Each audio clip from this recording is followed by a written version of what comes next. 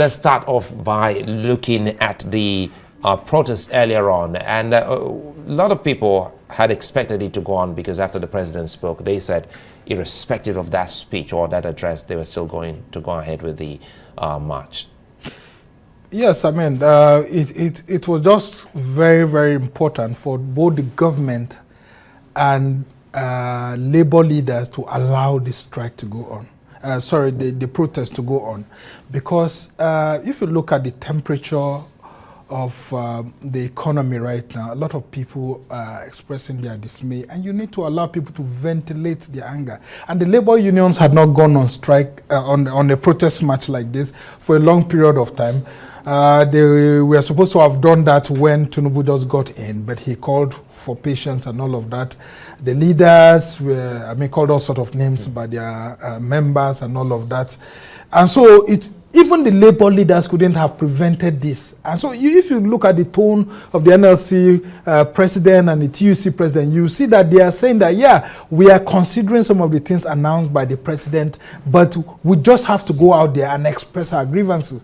So one good thing here that I really love about this protest is that the police was very professional. They allowed people to, go to the streets, ventilate themselves, say how they are feeling, how, the economy is biting them and all of that. And we didn't have any, of those sort of fun incidents that we used to have before. And this is a plus for the police and the government. And for the labor leaders to be able to allow their members to come out and say how they feel, and with civil society organizations and other Nigerians joining without incidents of looting, killings, and all of that, it's a plus.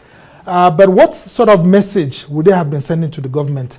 It's for the fact that the reality on ground is that if the government doesn't, take the people into cognizance while making economic policies, we could actually have a much more dangerous nationwide strike that may get into anarchy in the future, because this is just to actually sample the political temperature as to how Nigerians are feeling. So, well, it's a very commendable one, and the good thing about it is that the government now knows that it's not just the labor leaders that are talking. Yeah.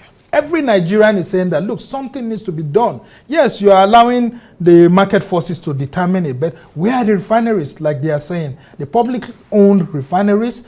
And then, of course, you could hear the NLC president saying that, look, some young people in the Niger Delta are, artisanal refiners are doing some of these things. And if care is not taken, that's where I'm even becoming afraid. We may have adulterated fuel everywhere. Once people can't buy the official one that comes from, the ones that are being imported, and we don't refine to bring down the prices, these artisanal refiners will just go in and cause more problems for us. They will deplete our crude exports, and then before you know it, we have a bigger problem at hand. Well, we're hoping that the government will listen to what the labor unions have said, because one other thing here has to do with cost of governance. And just before now, the president got in the second list, and many were surprised at the number 19. Speak to us on the number, because even the Senate president had to repeat the number twice, for clarity's sake, that it's 19 after all, 19 more names. This is going to be Nigeria's largest cabinet since independence. 47 ministers. For a government that is faced with these economic realities, having a bloated number of cabinet members like this is one that a lot of economics development analysts would, want to be asking, what exactly is going on? We're asking for the cut in the cost of governance, and we're seeing what looks like a bloated cabinet, when we are taught that even the usual 42 that we often had in the past will be reduced. But good enough, if you look at this proposed cabinet, you see that it looks like a rerun cabinet or a second-term cabinet. A rerun cabinet in case there is, a pronouncement by the court that the election had been annulled and they should go for a rerun. All of these people are full soldiers. In this one, we actually have 5 former governors that are there. One of them, Governor Gedam, is what you didn't include earlier. with these 5 former governors and the previous ones that were on the first list, I mean, you see that it all looks like an election cabinet that's been put in place, either for a rerun or a second term. But President Tinubu needs to have a serious rethink, because in the eyes of the public, people will say that we are beginning to waste public funds again. If we are having such a large cabinet, what would they be doing? Because people have been asking for reduction in the number of ministries. There was the Oronsaye report, which called for merger of ministries and all of that. Does it mean that we are going to have 47 ministries? If you follow what Festus Keyamo has said, former Minister of State, that he's calling for the abolition of the position of Minister of State, because the Constitution never captured that, and no minister is lesser than the other. So, or we are going to have a return to ministers and the ministers of state, where you will have the scramble for power in ministries, and that may deviate the minister from performing their jobs. Or we'll have a situation whereby, I mean, all these people come with their political hangers on, and then before you know it, SAs, SSAs, PAs, and all of that. And of course, the cost of governance will rise.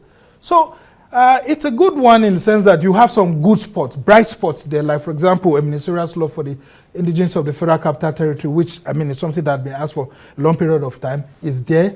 It's a good one. You have some young people there on the cabinet. You have some women there. I mean, this is the best that the women have had since the return to democracy in 1999. It's commendable from that perspective.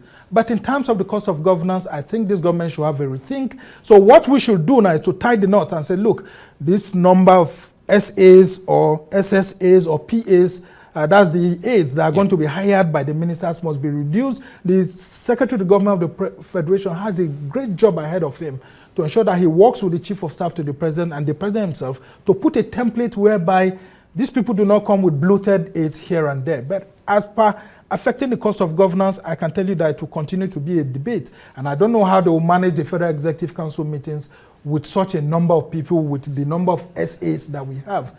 So it's a novelty in terms of the Federal Cabinet, and we're waiting to see how it will function. Well, it looks like the President does listen after all. We'd like to thank you for your time, Sumner Sambo.